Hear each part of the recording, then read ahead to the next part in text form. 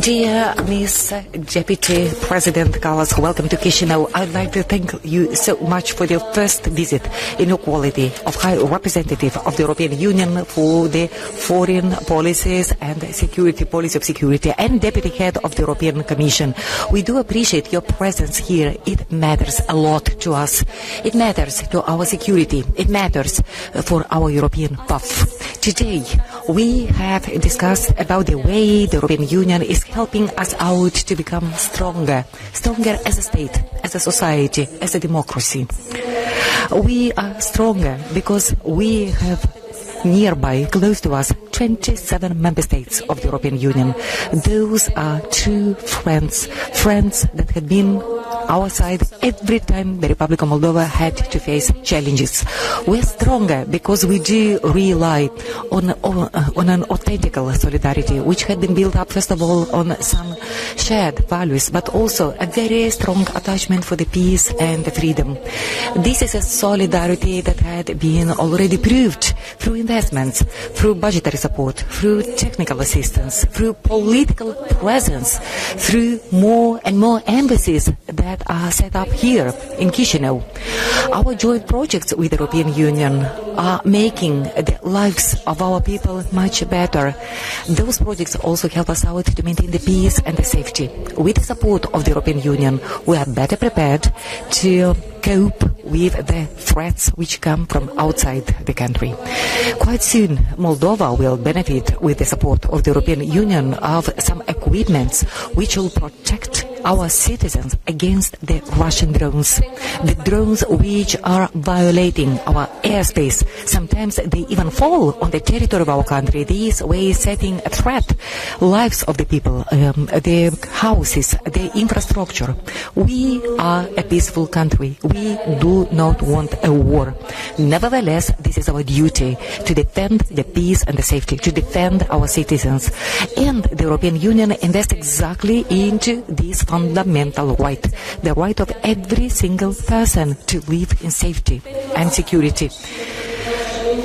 For that, and for your personal commitment towards the Republic of Moldova, I would like to thank you. This is our duty to defend the democracy as well. From the experience of the previous elections of the past year, we know that Russia is going to use its whole spectrum of tools and instruments in order to undermine our European path during the upcoming parliamentary elections this autumn through dirty money, disinformation networks, cyber attacks, attempts to buy the votes and to distort the will of our citizens. This is why we're going to work to protect the most valuable right of a free society, the right of Moldovans to decide their own future. The European colleagues will work together with the Moldovan experts in order to strengthen our capacity to prevent those attempts of manipulation so that every single citizen can express his or her vote freely, with no fears, with no lies.